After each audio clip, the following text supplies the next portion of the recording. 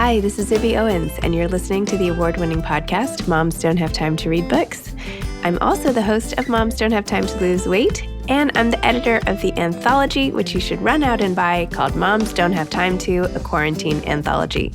All proceeds of that book go to COVID-19 vaccine research. And I'm the editor-in-chief of Moms Don't Have Time to Write, a new publication on Medium, and we're accepting submissions, so please send your personal essays there. And if all that isn't enough, you can follow me on Instagram at Zibby Owens, and my website is zibbyowens.com. Okay, now back to this amazing podcast. Joann Lublin is the author of Power Moms: How Executive Mothers Navigate Work and Life. She is the former management news editor of the Wall Street Journal and created its first career advice column, which she wrote until May of 2020. Joann shared the journal's 2003 Pulitzer Prize for stories about corporate scandals. In 2018, she won the Gerald Loeb Lifetime Achievement Award, the highest accolade in business journalism. Joann is the author of 2 books about female business leaders. Her first popular leadership book, Earning It: Hard-Won Lessons from Trailblazing Women at the Top of the Business World, offers insights from 52 high-level executive women about obstacles they overcame. And her latest, of course, is Power Moms. Welcome, Joann. Thanks so much for coming on Moms Don't Have Time to Read Books. Thank you so much for having me. It's my pleasure. And your book was fantastic. Power Moms: How Executive Mothers Navigate Work and Life. This was awesome. And by the way, the subtitle does not reflect that it's not only moms of one generation, but also the adult children of the next generation, which is so genius to contrast and compare. So I loved that. In fact, the book is about 3 different generations, if you think about it, because I interviewed 111 women altogether, of whom 86 were women who had children and became executives from 2 generations. My generation, the boomers, and the generation of millennials and Gen Xers, women in their 30s and early 40s. Separate from that, I interviewed roughly 24 adult daughters of the boomers, who for the most part were women in their 20s, to ask them, what was it like growing up with fill in the blank? Somebody say like Mindy Grossman of WW, Weight Watchers International, having her as your mom. What was that like? And of course, there's also a very personal side to this book, because my publisher insisted that every chapter start with a personal anecdote.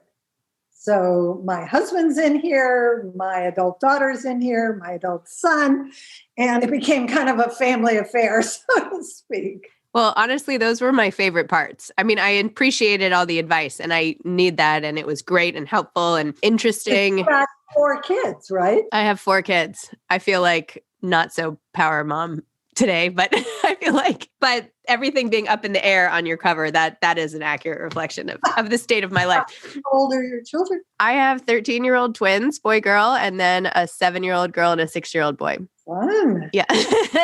So it's busy, but it's great. But, I loved, first of all, how you threw away the concept of work-life balance and called it work-life sway. Tell me more about that, because I'm like, finally, I don't have to try to achieve balance. Well, frankly, this notion that work-life balance is an impossible ideal is something I addressed in one chapter of my first book, which was called Earning It.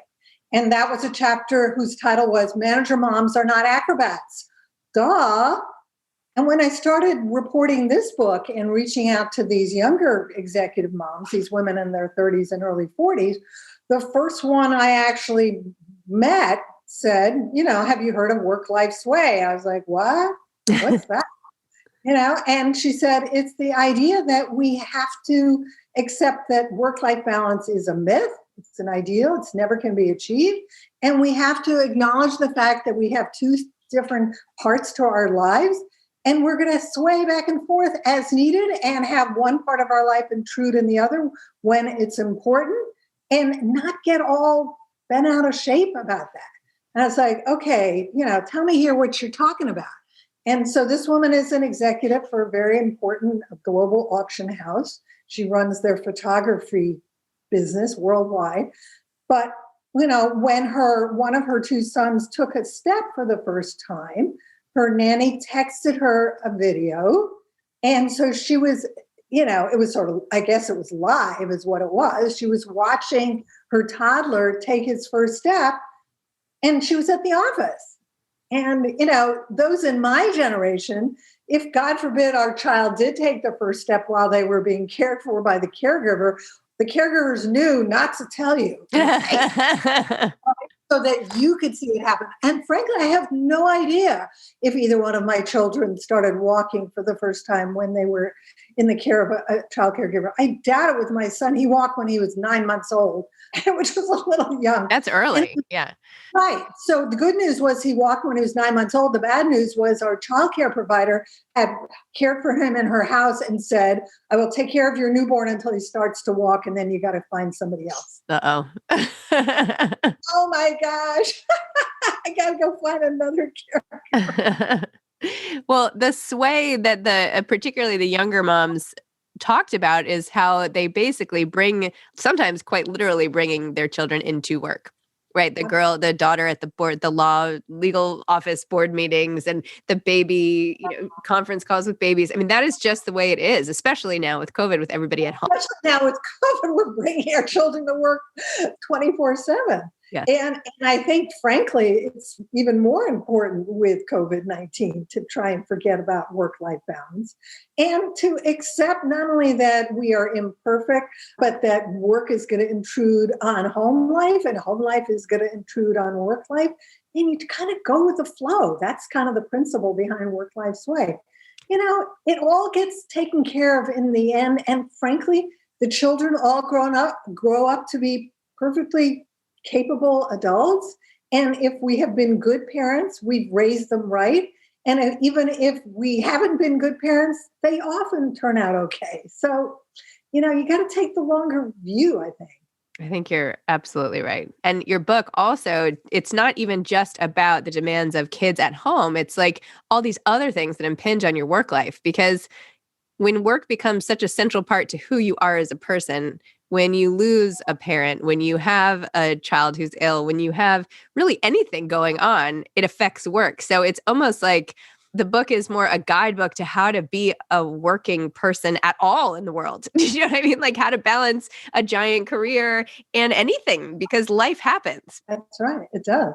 And there's a very, very important chapter called Power Over Pain that relates to just the issue you're talking about. What happens when you yourself develop a life-threatening illness or a loved one, whether it's a baby or a grown child or a spouse or a parent, and God forbid one of those treasured family members dies. How does that affect your view of yourself? How does that affect your view of the world? And frankly, the idea for that chapter came from my daughter, Abra, who in around age 29 was diagnosed with a genetic condition that she inherited from me and from my mother's side of the family. It is a joint condition in which you never know when your joint's going to go out of alignment. She described it to me recently very well, I thought. She said, Mom, having this EDS is like having the radio on at all times in the background, and you never know when it's suddenly going to become loud and debilitate you. And so that's the other horrible thing about a chronic illness is you don't have any way to control it. And in fact, she was joking with me the other day. She says, I can give lots of advice to people about how to quarantine and how to isolate yourself because, often I can't function and have had to do that pre-COVID-19. I'm actually going to interview soon another author who has a whole book on her experience with chronic illness. I should just send you the link to whatever the book is. Of course, now I'm blanking on the title, but it's about her experience with chronic illness and how it affects so many people in the United States. And it made me think of your daughter. And that chapter was so poignant, especially when you describe yourself crying as she's crying. And it was just because what can you do? You were like, what can I do aside from cry? It was so sad. And yet your daughter is the one who was like, I have to choose life because what choice do I have? That's the only way to go. And like she in the book seems to be inspiring you. And then of course, all of us reading it. She has been so inspiring to me. And yet, on a day-to-day basis, she has no control over her life. She has to essentially live in the moment. And frankly, that is good philosophy for all of us. We have to live for today because we don't know what tomorrow will bring. And so that's part of my own philosophy of life, which is tell the people you love that you love them today. You don't know what tomorrow will bring. And also view the world as the glass half full. It's true. Those are good philosophies. And you have been through like you so much, even professionally yourself, having been such a head honcho at the Wall Street Journal and career columnist. And you've seen so much and you've grown up in such a time where all these things have been thrown at you in all the ways that you talk about. I mean, you're still standing. I feel like you're like in a carousel where all the like horses are going up and down and you're in the middle and like every course is like a different thing like you've been through so much and yet you've come out on top and now you're sharing all of your secrets with us. So when you look back on your career as a journalist and a manager and a mother and like all the things you've accomplished, of all the challenges, what was like the biggest one and how did you get through that? I think the biggest one was coming back to work after my first maternity leave. So the year is 1979. It's when my son was born. And what happened was a half a dozen journalists at the Wall Street Journal all declared their pregnancies within the same 2-week period earlier that year. The managing editor threw up his hands in disgust. He's like, this is not in my, job description. What am I supposed to do? And only 2 of us came back to work after maternity leave. And the other one, who was a reporter in New York, lasted, a month or 2, and she quit. So, it's just me. There's no role models. There are no books. There's no internet. There's nobody to talk to about this. And my first day back at work was just horrible, horrible. And I remember waiting for the bus with one of the journal colleagues, a guy, of course, and he said, so where do you park your baby all day? And it just really, really hurt. But frankly, it was even worse 7 months later because a colleague of mine in the Washington Bureau who had decided not to come back after her baby was born, and he was born very soon after Dan, we were asked by the editorial page editors to write opposing op-ed essays on why, in her case, she chose to stay home, and why, in my case, I chose to come back to work. And again, this is before you're working on a computer. You're still typing stories because it's 1980, all right? And the articles run back to back with a drawing of a scowling infant looking at this typewriter, right? And what happened was the story appears, and then a week or so later, my husband and I went away for a long weekend, first time since the baby was born, left him with my parents. I come back to work, after this long weekend. Of course, I missed my baby terribly.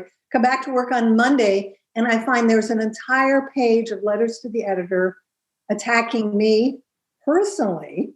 And on my desk is another 30 letters that were too basically libelous to publish. They were mostly from women who chose to stay home and be stay-at-home moms, who were accusing me of an unfit mother. One of them said, it's a good thing that Daniel is you're not with Daniel all day because obviously you're not fit to be his mother. And I got, as you can imagine, a blinding headache, and I left work, at lunchtime. Went home, and I was walking home from the bus stop. It was too early to pick him up at childcare. Plus, I really needed some time to myself. Stopped off at a friend's house who was a school teacher. She was already home from work. And I just lost it. I was like, I can't do this. The whole world is against me. So how did you regroup? Like, what did you have to say to yourself? Well, she asked me whether, I really liked being a journalist and liked having a career. And I said, yeah, I love it. It's what I've always wanted to do my entire life. And I'm having a ball, And she said, would you be happier at home with Dan? And I said, no, I think I would be miserable and I think it would affect him. And so she said, F him. That's it. I mean, that's the perfect piece of advice for the whole thing, right? I mean, everybody has their own way of having to sort of navigate this whole thing of work and life. And I mean, I think back to the challenges not so long ago in your generation compared to how easy it is relative for people like me who I can be on my phone writing something like in front of they don't even know what I'm doing. I could be like texting my best friend, or I could be, writing for a newspaper. It doesn't matter. They don't care. Right. But you're there in person. So I don't know. It's just things change so quickly. And then I have to wonder in another, 30, 40 years, the women working then, like, what's that going to look like when like my kids are working? Who knows? Right. Maybe it's all, I don't know. You want to hear my forecast? I would love that. Well, it's going to be better because you know what? both my generation and your generation know the importance of raising feminist children. We have to raise feminist sons as well as feminist daughters. And that's what I did with my son and my daughter. I think it was harder with my son, frankly, but I liked the result. And at one point then, not that long ago, he ends up becoming a boss, and the people in his office split down the middle. The people who have older kids are opposed, and the people who have younger children or have just had children first time want to bring the babies to the office, to the point you made. And so he reached out to me and said, Mom, what do? I have essentially an insurrection in my ranks here. Half the people want to bring their kids to work up until age 1 and let them crawl around and do whatever. And I don't think very many people there, it's a government agency, have private offices, so it's not like you could close them off. And the people whose kids are school age or older, or had not had children, said, no way.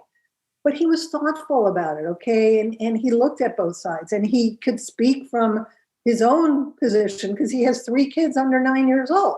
I mean, I think if I were to add my own prediction into the hat of, life in 40 years, I mean, I wonder if there will even be offices. I mean, it seems like there's almost no reason to even have an office. Like, I'm thinking of your son now that everybody's working from home and nothing bad not nothing bad. It's a horrific time. I just mean, a lot of businesses can still function in this new format. So all the time spent on commuting, is that worth it versus how much you could get done in those 30 an hour you commuted for a long time? I mean, it's when you were in DC or something, or I don't know. I feel like the commute was really the hardest when I was working in the Manhattan office. Yeah. I mean, all that wasted time.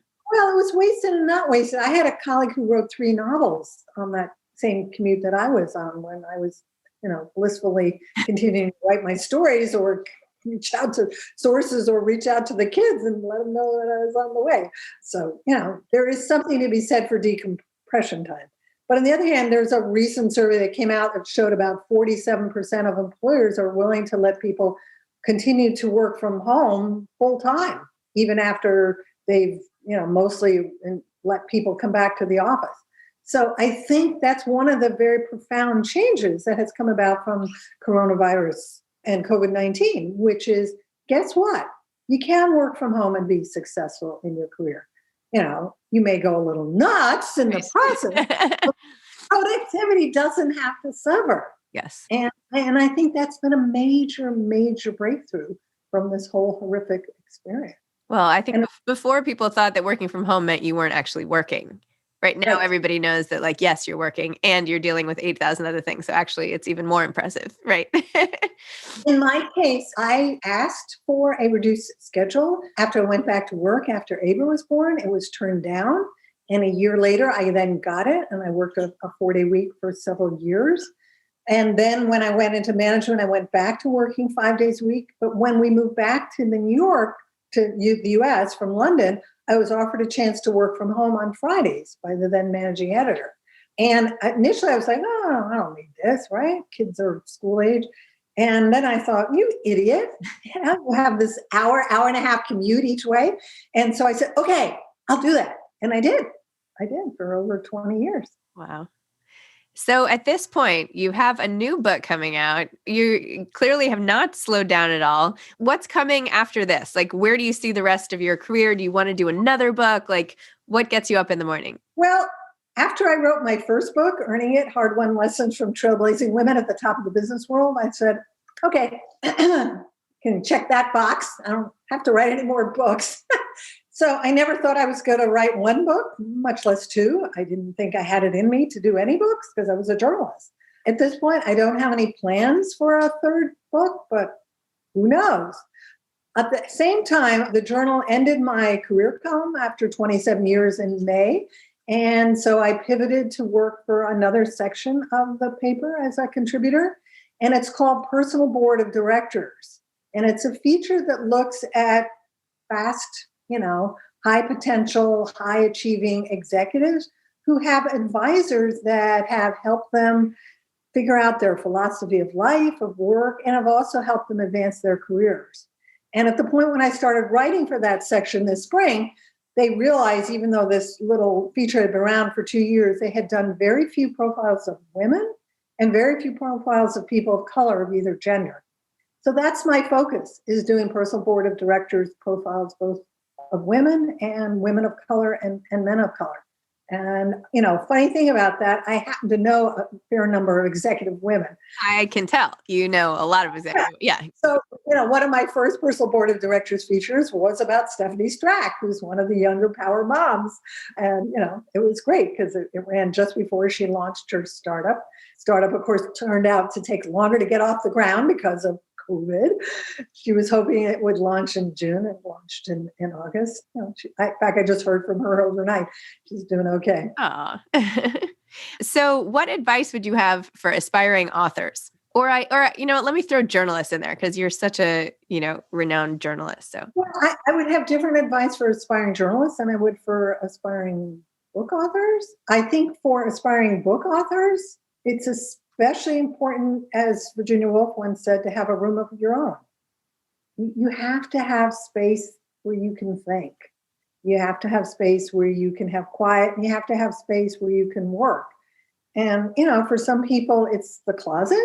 You just throw out all your clothes and put your little desk in there. It can be the laundry room. I've done Zooms with people having their laptops on top of the dryer. But if there's a door, more power to you. But you really have to be able to think big and think hard and think differently, especially if you've spent your entire career as a journalist. That, frankly, was the hardest transition, was to put it as my first book's editor put it. You have to think writerly and write writerly, which means you have to have longer than one sentence paragraph. In terms of advice to somebody who wants to be a journalist, I think you ought to be looking at some of these nonprofit social media outlets that are like Publica, that are really kind of doing really great social good, as well as, achieving some great journalistic breakthroughs. I've been predicting 30 years that print journalism is the dodo. So far, I've been proven wrong, but I think it's a matter of when, not if. But the Wall Street Journal is a great example of this. There are many, many more subscribers now to the online journal than the print journal, but they can't fold up the print journal tent because there's still a very large core of loyal readers who only read the print journal. I only read the print journal, I have to say. I love print. It's a very big piece of journalism. Really? I mean, the Personal Board of Directors features is a great example. My pieces there run about 1,100 words online, and in print, it's 500 words. It's like the frosting without the cake. Oh, I don't know. I try to read 3 newspapers a day, and I don't know. I feel like I can do it a lot faster when I flip. Yeah, it is. It is fast. But now I feel guilty. So from now on, I'll try to skim both. I don't know. There's only... Let's look for my byline on a personal board of directors. You can find it. I'm going to set a Google alert now for you. So now I can follow all your stories. How about that? Awesome. That is awesome. All right. But I really hope, my new book will be of help to women, not just ones who already have kids, but women who are thinking, further down the line. I want to at some point get romantically involved with a life partner or a spouse. And I want to have kids and I want to have a successful career. How do I make that work? And that's really the goal of the book. Well, you communicated that and there was fantastic advice and inspiration and it was really great. It's super helpful and came, at least for me, at like a perfect time. So this was great. So thank you so much. And it was so nice to get to chat with you today. You're welcome. All right. I'll be reading your essays now whenever they come out, all your pieces. All right. Well, thanks, Joann, and have a great day. All right. Thanks for listening to this episode of Moms Don't Have Time to Read Books. Don't forget to follow me on Instagram at Zibby Owens and at Moms Don't Have Time to Read Books. Also sign up for my newsletter at zibbyowens.com and sign up for my virtual book club and meet lots of authors on Zoom every other week. Thanks so much to Steve and Ryan at Texture Sound for the sound editing. And thank you to Morning Moon Productions for providing this fantastic intro and outro music.